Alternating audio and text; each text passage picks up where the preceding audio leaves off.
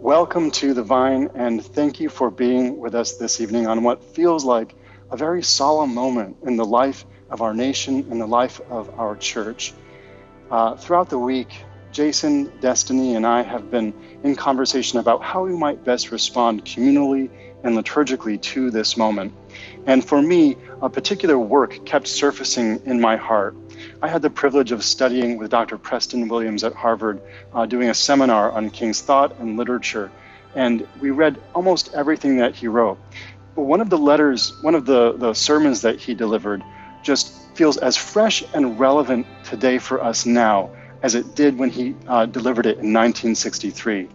The occasion was the bombing of 16th Street Baptist Church in Birmingham, Alabama. It killed 4 young girls, and it shook the core of the nation. It shook the nation. It resulted really in the passing of the civil rights legislation of 1964. It was a major turning point in the civil rights movement.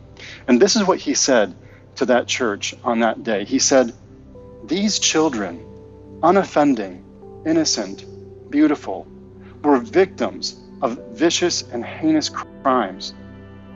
They are the martyrs of a holy crusade for freedom and human dignity. So they have something to say to us in their death. They have something to say to every minister of the gospel who has remained silent behind the safe security of stained glass windows. They have something to say to every politician who has fed his constituents the stale bread of hatred and the spoiled meat of racism. They have something to say to federal government that has compromised with undemocratic practices. They say to each of us, black and white alike, that we must substitute courage for caution. They say to us that we must be concerned not merely about who murdered them, but about the system, the way of life, and the philosophy which produced the murders." Now, I don't know about you, but that feels as relevant, as urgent now as we remember different names, as we lift up George Floyd, Ahmaud Arbery, and Breonna Taylor, as it did in 1963. So we're going to be doing some exciting things this evening. We have been generously gifted by my dear friend and mentor, the Reverend Paul Roberts Abernathy, who is going to be sharing some original poetry he composed in response to the events of the last week, and who's going to be sharing some of his wisdom from a lifetime of experience around questions of race and inclusion in the context of our own church, of the Episcopal Church, and of the United States. We're also going to be listening in just a moment to a piece of music that was composed by Common Hymnal, and it's called Innocent Lives. They created it in the aftermath of the George Floyd murders. It's a very special piece of music, and we were so grateful that they're giving us permission to use it in the context of this service. I know that we're in for a very special time together, and I would like us to pause and pray as we move into that time.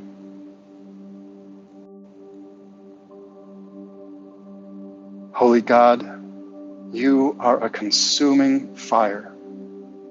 Burn away every part of our life that does not lead to deeper communion with you and with each other. Burn away the fear and the hatred, the resentment and the ignorance that infects our hearts and infects this land. Burn away, O God, the sin of racism, whose deep roots continue to burrow into the soils of our national and ecclesial life. We ask, Holy Spirit, that you descend upon us now, that you reconstitute us in the image of God, that you give us grace to see in the victims of these most recent heinous crimes beautiful children of God who deserved to live, who deserved to flourish, who deserved our love and our respect and our care. May we have grace to see each other as one single human family, all of us, your children. We lift us up in Jesus' most holy and precious name. Amen. I woke up black today. Subtitle, Redivivus. I woke up black today. It's something I must remember. I've had to remember for safety's sake. For daily my life is at stake. For I've never been treated like other people, like you, being given the benefit of the doubt. Rather, when I walk down the street going from here to there, or dare I exercise my right to run, or drive, or enter a bank or store, always it seems it is assumed by you that I am there for more, to rob you, to steal from you, to destroy you, to take from you what doesn't belong to me. But my remembrance that I am black doesn't spare me, doesn't save me from dying by you. I'm chased for being out of place by noble ones performing a citizen's arrest, though failing that lawful test, rather wresting my life from me with a shotgun blast. I woke up black today and spent the day as an EMT saving lives, then at night to rest upon mine own bed, only to be shot and killed by officers of the law, errantly showing up in the wrong place. And though it was my place, I was there at the wrong time. I woke up black today, and this time I was charged with resisting arrest. The officer, his boot remaining on my neck, even after I stopped moving, long after I, begging I can't breathe, stopped breathing. I continue to wake up black, my skin like a pelt, a hunter's insignia, a reason to chase, to choke, or to shoot, to kill, and all because you say I threaten you. My dark skin, unlike the clarity of your white translucency, makes me automatically untrustworthy. But why should I trust you? Hence, I am no one who no one, surely you, need understand, much less know. For so and still it hath been, that I to you am better dead, the less said by you to justify your unjustifiable, the better the best, for then you can rest in peace, but not in life or death, me.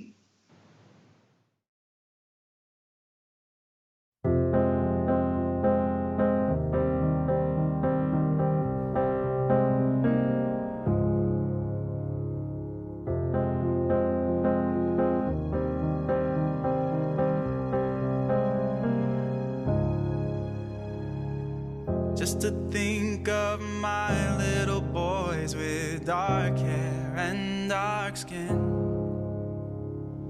how to tell them that they're not safe in the streets. Where do I begin to say justice is blind? He's a short-sighted lie. If color don't matter, why is color first to die? I'm calling for change to the injustice, stand and fight. I'm calling for change, begging that we will set this right, that we won't lose more innocent lives.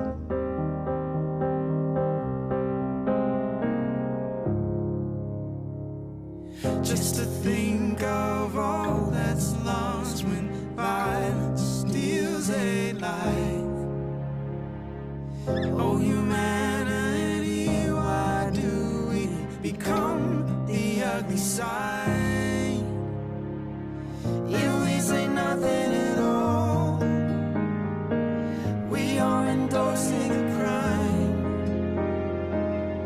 It's time that we stand up and regard the human life. Oh, I'm calling for change. To the injustice, stand and fight. I'm calling for change, begging that we would set this right, that we won't lose more innocent lives. Oh, innocent lives, innocent lives.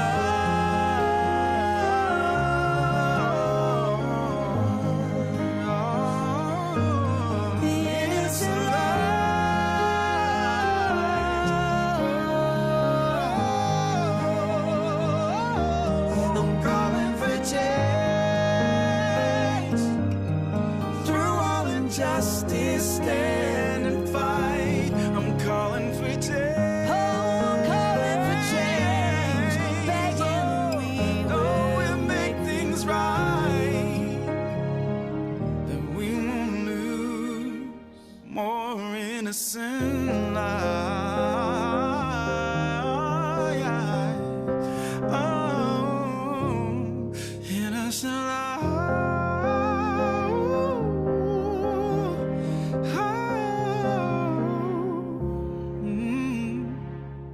We'll protect those innocent lives. A reading from the book of Acts. When the day of Pentecost had come, the disciples were all together in one place. And suddenly from heaven there came a sound like the rush of violent wind, and it filled the entire house where they were sitting. Divided tongues as of fire appeared among them, and a tongue rested on each of them. All of them were filled with the Holy Spirit and began to speak in other languages as the Spirit gave them ability. Now there were devout Jews from every nation under heaven living in Jerusalem. And at this sound the crowd gathered and was bewildered, because each one heard them speaking in the native language of each. Amazed and astonished, they asked, "Are not all these who are speaking Galileans? How is it that we hear, each of us in our own native language? Parthians, Medes, Elamites, and residents of Mesopotamia, Judea and Cappadocia, Pontus and Asia, Phrygia and Pamphylia, Egypt and the parts of Libya belonging to Cyrene, and visitors from Rome, both Jews and proselytes, Cretans and Arabs. In our own languages we hear them speaking about God's deeds of power." All were amazed and perplexed, saying to one another, "What does this mean?" But others sneered and said, "They are filled with new wine." But Peter, standing with the 11, raised his voice and addressed them, "Men of Judea and all who live in Jerusalem, let this be known to you, and listen to what I say. Indeed, these are not drunk as you suppose, for it is only 9 o'clock in the morning. No, this is what was spoken of through the prophet Joel. In the last days it will be, God declares, that I will pour out my Spirit upon all flesh, and your sons and your daughters shall prophesy, and your young men shall see visions, and your old men shall dream dreams. Even upon my slaves, both men and women, in those days I will pour out my Spirit, and I shall prophesy. And I will show portents in the heavens above, and signs on the earth below, blood and fire and smoky mist. The sun shall be turned to darkness, and the moon to blood, before the coming of the Lord's great and glorious day. Then everyone who calls on the name of the Lord shall be saved." Hear what the Spirit is saying to God's people.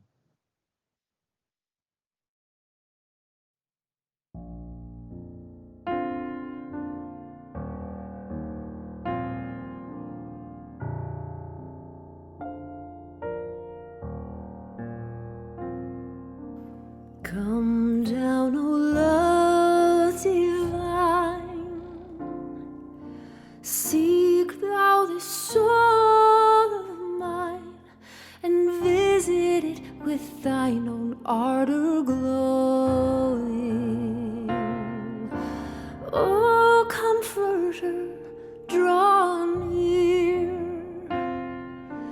within my heart appear, and kindle it, thy holy flame bestowing.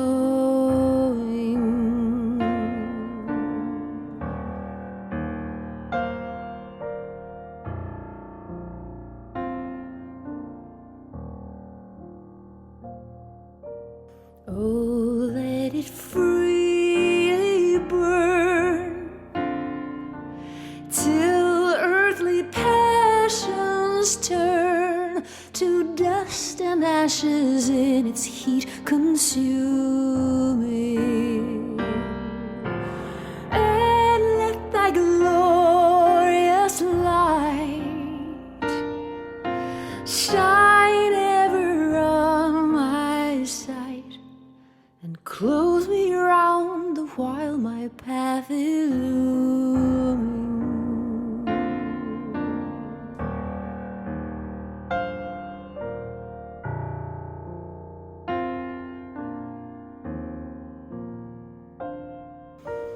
Let holy charity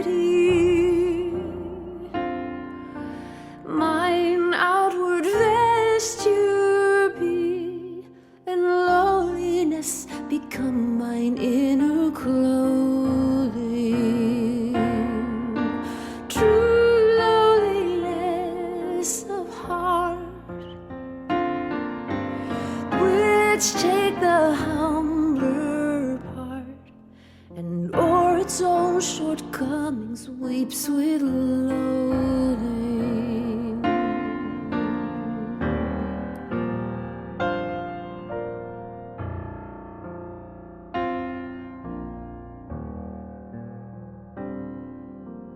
And so the yearning strong, with which the soul will long, shall far outpass the power of human telling.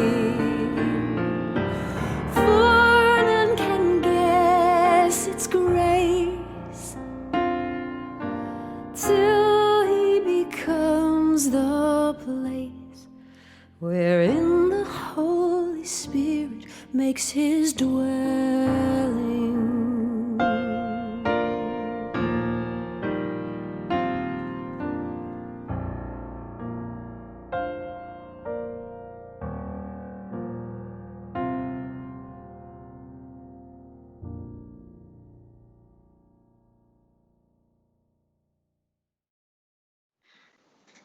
Greetings, everybody, again, and thank you, Paul, so much for the gift of your words and for your poetry. It is so meaningful to hear you express them in person. As I was reading them, I can picture you delivering this powerful poem, but I wanted to see it, and the way you embody it, it brings so much texture and richness to that experience, so thank you. You have had such a rich and wide journey, Paul, in your life and through the church. I got to meet you as a mentee when you were my advisor doing field study for Virginia Theological Seminary. At that time, Paul was the rector of St. Mark's on Capitol Hill, just a stone's throw from the Capitol building in Washington, D.C. And I would just love to hear from you, Paul. What parts of your journey are resonating for you right now? What parts do you think are instructive for us in this moment? Thank you, Jude. First, I want to say it is a joy, a great joy in my life to be reconnected with you. The second thing I want to say in relation to that is I've always admired you and I've always loved you.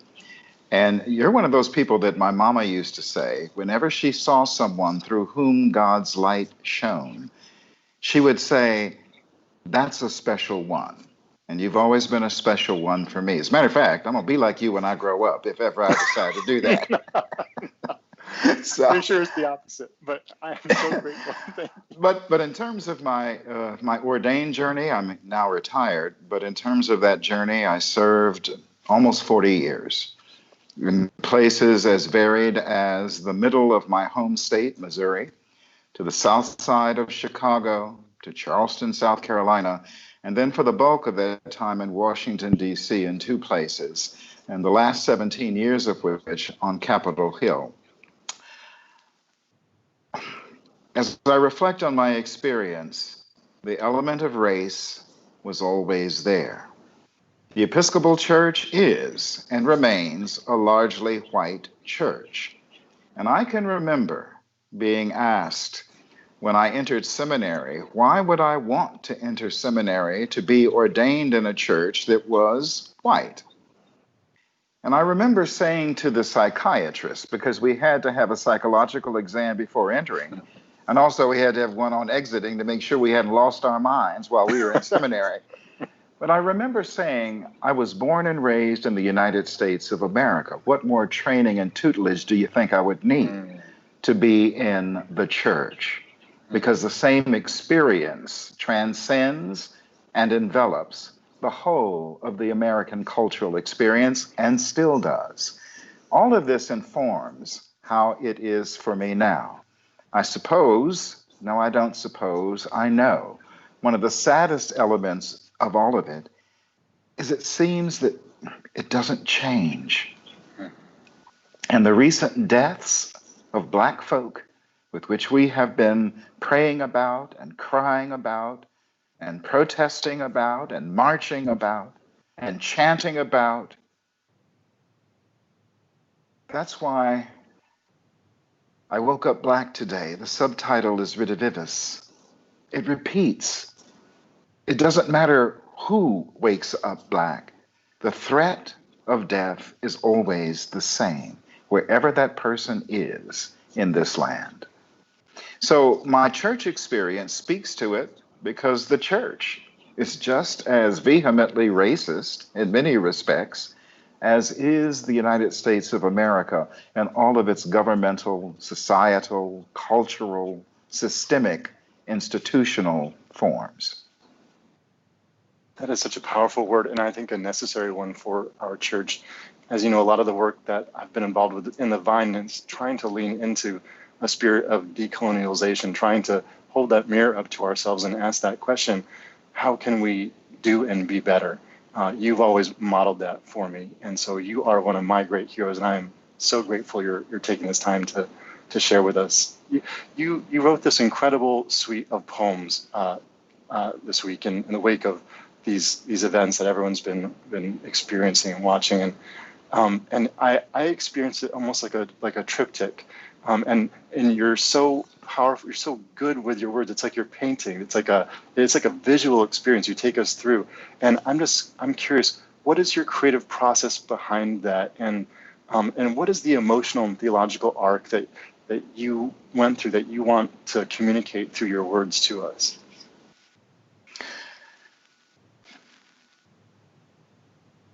When Ahmaud Arbery was killed, and when we finally heard about it,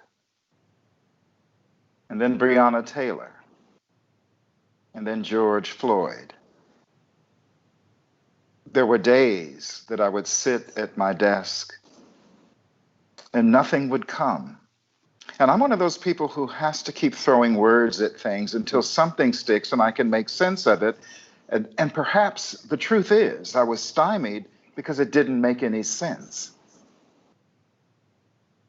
And after a moment of prayer and of weeping, the words, I woke up Black today, poured out of my soul. By the way, I digress. Oftentimes in Scripture, when either the Hebrew or the Greek is translated heart, it really isn't heart. The Greek word is splagnon, which really precisely translated is bowels. It poured out of the depth of the bowels of my soul. Sometimes sermons write themselves, sometimes poems write themselves. And this is one of those cases where it wrote itself, it was there, it flowed. and in a way, my fingers couldn't type fast enough to catch up with what was being poured out. That it had to come out. It was a cathartic experience. And I sat with that poem for another 2 or 3 days, and then realized I was still banging around, bashing into the poles of sadness and anger. One moment I'd be weeping, the next moment I'd be raging, the next moment I'd be weeping, the next moment I'd be raging. And so there is a middle piece. I woke up sad and angry today. And originally, sad and angry and hope were one poem. But I couldn't get to hope that fast. It was there to be gotten to, yes, but not at that moment. And then finally, yes, hope arrived, and in the most incredible way. Have you ever had an experience, Jude? I know you have. Have you ever had an experience where you had forgotten something, it came back to you again, and you realized, aha, I knew that before. I needed something to help me remember. And what I remembered was that hope appears precisely in the place where despair resides. Because if it's not in that place, then it's hope that's wishful thinking. It's my articulation of my desires in the face of things that I can't control, which are manifold. But hope, which can look through the darkness to behold the light that is yet to be, that always walks hand in hand with despair. And that is what gives hope its power. Because despite the darkness, it still can see. And that's where that poem came from. And that's what I believe God is about. You know, God who stays with us, who is with us, who walks before us, who walks beside us, who resides underneath us. No matter what's going on, that is the message of that God. I'm literally getting chills as you talk, and I'm taken back to those Sundays and watching you preach and just being riveted by your words. This is awesome. I love that image of a God who walks beside us, and the reality of hope and despair walking next to each other. I think immediately of the Emmaus story in the Gospel of Luke, these despairing disciples and Jesus, this living hope, coming up alongside them and walking with them. And that is the image that we take into the story that constitutes the raison d'etre for today's feast day, for our transferred feast day here at the Vine of Pentecost, where they're all gathered together, waiting on hope in a certain sense. Where do you see this Pentecost experience speaking into this moment, speaking into your poetry, speaking into everything that's happening? How do you read that right now, Paul? The immediate word that comes to mind, Jude, is the disciples were waiting in Jerusalem. They were waiting for the fulfillment of Jesus' promise that power would come, and that power would come for them to continue his ministry. So first of all, in that waiting, that was an immense act of trust. That was an immense act of hope, being able to behold that which was yet to be, and to trust that it would come. You see, hope, again, is not wishful thinking. It's a conviction, it's an assurance that what was said will come to pass. And so Jesus said power would come, wait here for it. They gathered and waited, and it came. And they were empowered. They were empowered to preach the good news, to proclaim it in word and deed. And I love that Acts text, chapter 2, where Peter first had to say, we're not drunk. It's only 9 o'clock in the morning. Although I do digress once again to say the Greek that is translated inebriation and the Greek that is translated inspiration come from the same root. So I can understand why folk thought they were drunk. Oh, there you go. But Peter had to say, no, they're not drunk. They are inspired. They are inspirited.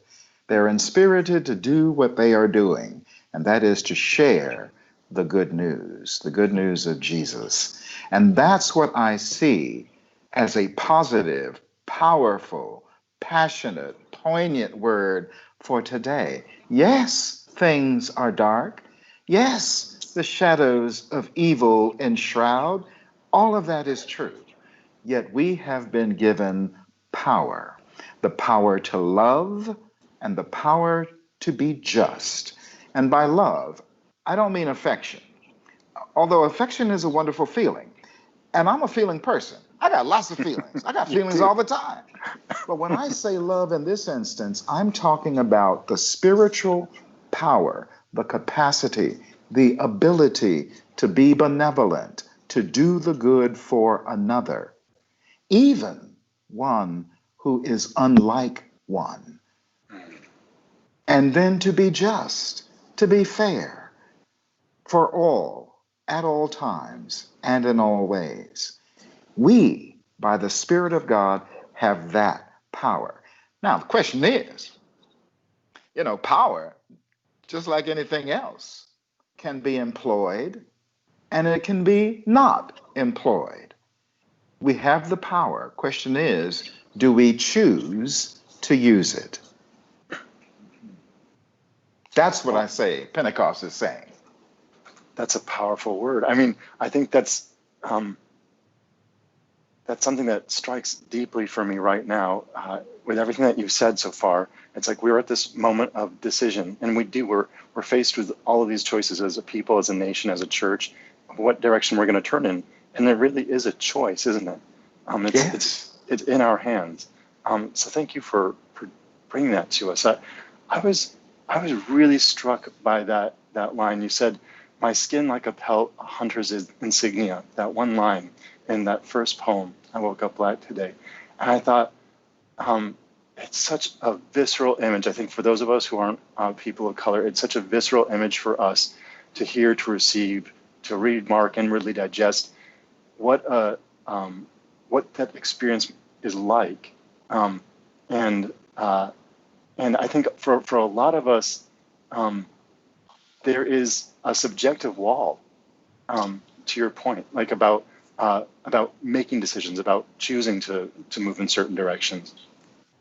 And I think about Pentecost, and I think about the ethne, the groups falling away, as it were, and their individual identities being affirmed because they're hearing in their own tongues, but this unity that sort of spreads around because they're all receiving the same good news, the same gospel of empowerment, and how that is causes such great hope and celebration, and on the other hand, casts such a long shadow over the whole of our history since, all the ways in which we have just reverted back into this brokenness, this fragmentation. And one of the things that has been emerging for me on social media is reports of especially Black men sharing with folks rules that their parents give them for when they leave the house, to try to protect them, to try to make sure that they don't fall victim to the things that we've seen. And I'm curious, did you grow up with those rules, Paul?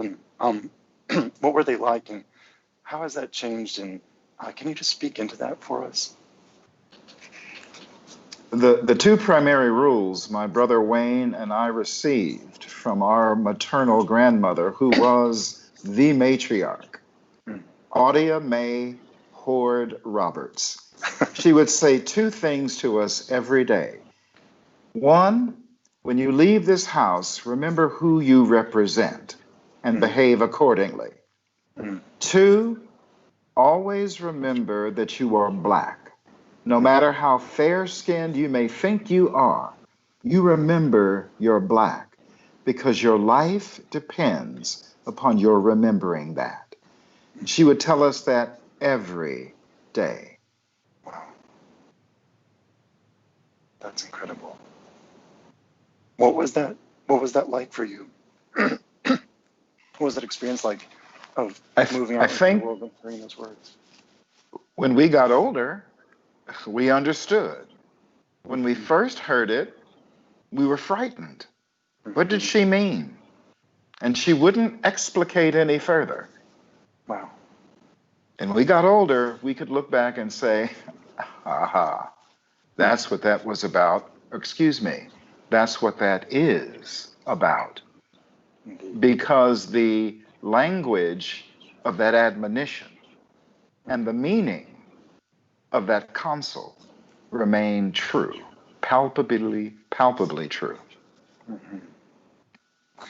Thinking about that for today, thinking of George, of Ahmaud and Breonna, where do you find hope in this landscape that looks so much like it has not changed? I mean, we open with reading from Eulogy for the martyred children, and where do you experience despair still? I love that you're honest, that you say that you exist in these polarities, and you can't just jump right to hope.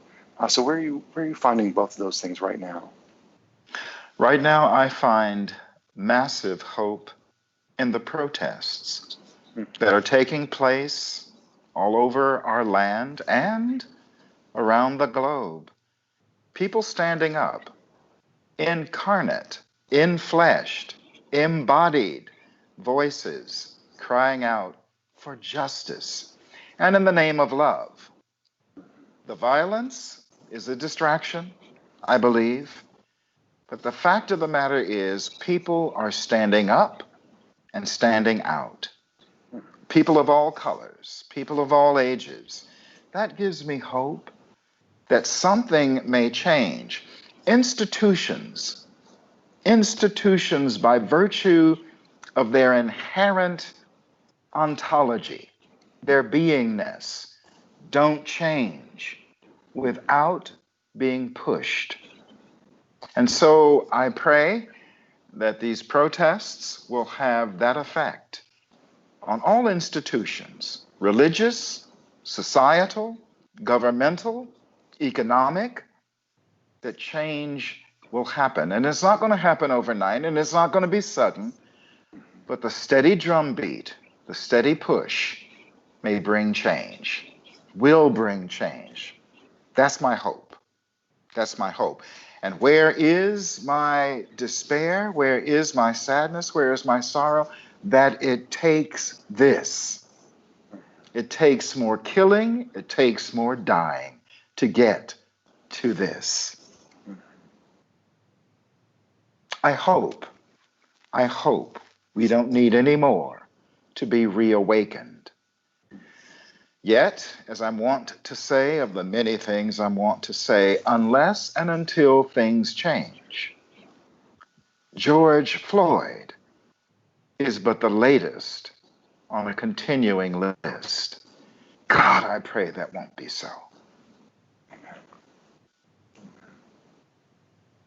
If you could leave us with one word for this community, for the Vine and the wider audience that we're speaking to, and for our church, for the Episcopal Church, what would that be, Paul?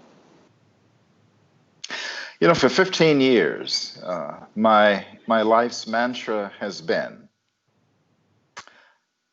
when I know that for which or those for whom, in the name of love and justice, I will dare to die, then and only then will I know how to dare to live.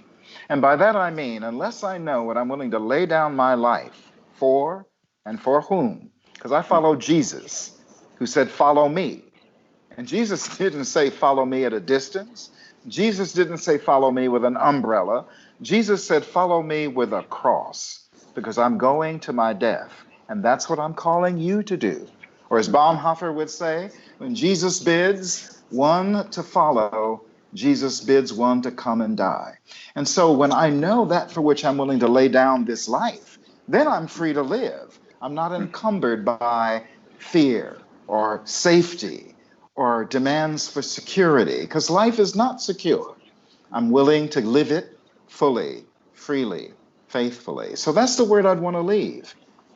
Find that for which you are willing to lay down your life, and then you'll know how to live it.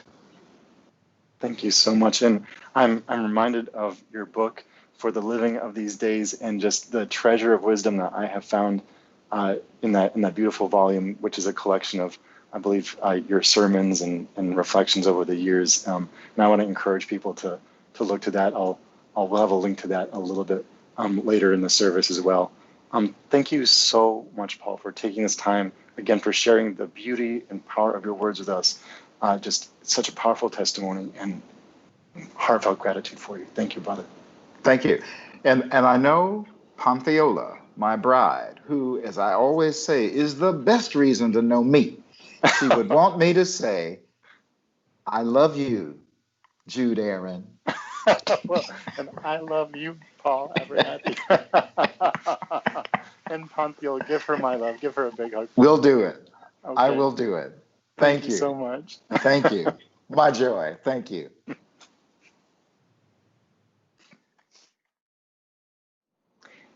Thank you again for being with us and for being part of this conversation. You are part of this conversation in a real way.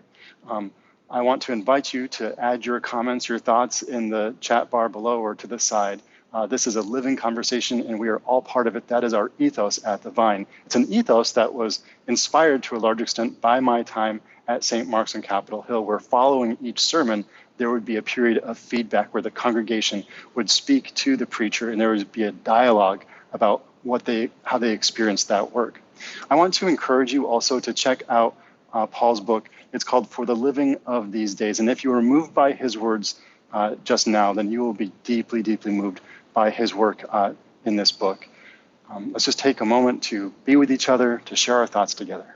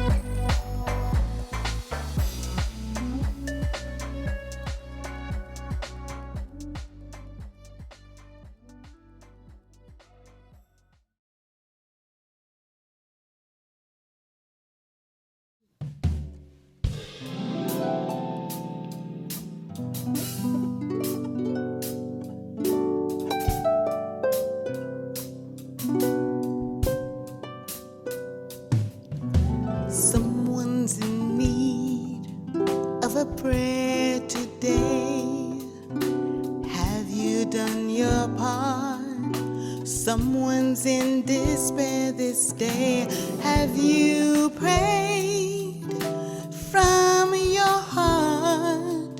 So many are trying to find their way. They need your light, you know, for our prayers of love lift them high. They heal them, sustain them, and set them free. Our prayers of love lift them high. It heals them, sustains them, and sets them free.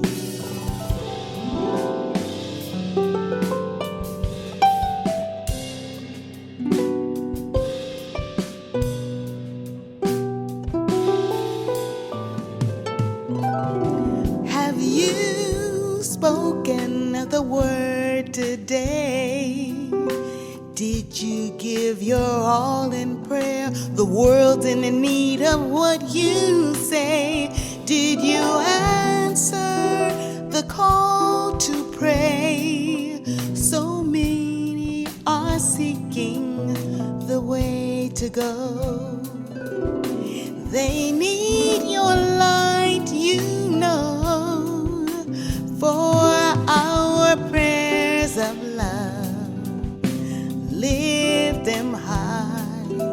They heal them, sustains them, and sets them free.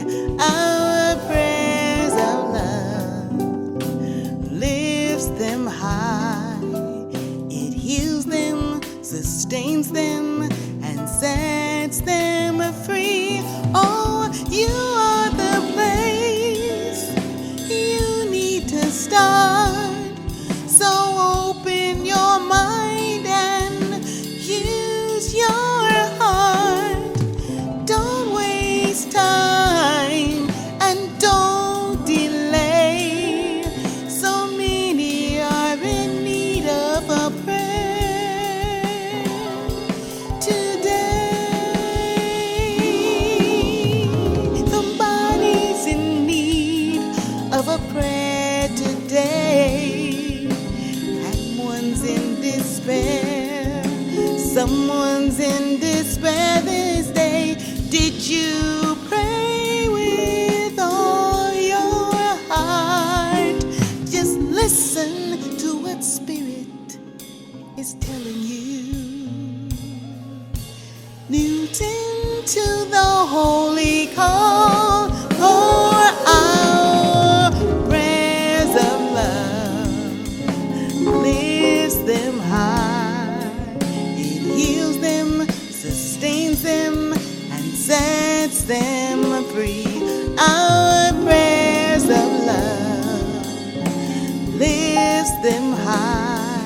It heals them, sustains them, and sets them free. Our prayer of love lifts them high. It heals them, sustains them, and sets them free. Our prayers of love lifts them high. It heals them, sustains them, and sets them free. Our prayer of love sets them free.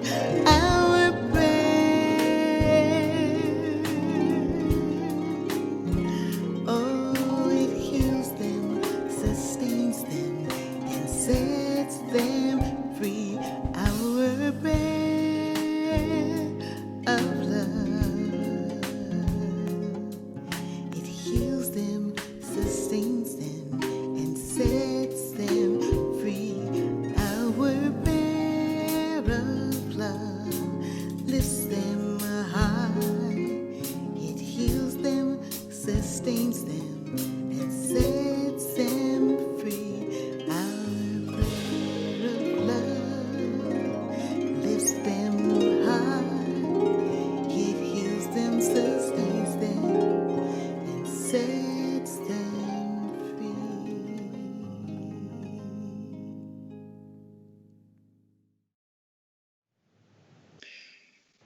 I woke up hopeful today. Subtitle: What we do does matter. I have come to believe, to know, that it is here where resides my despair, that hope, unrelenting, seeking, finding, making home in the tiniest corner, abides. Hope, the eyes through which, beyond the present darkness, I am able to behold the light of what is not yet. For as the apostle saith, so I agree, who hopes for what we see? And if we hope for what we do not see, then we wait, and I add, work for it with patience. What is this work? For me, it is to allow the Spirit entrance to teach, that I may learn and relearn the lesson, to live the life of Jesus, of love and justice, loving, acting justly, and justly acting loving.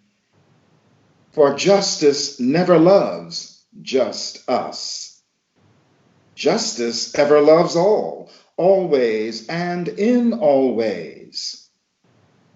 So, in despair, when I, you, we ask, what can, will, ought I, you, we do?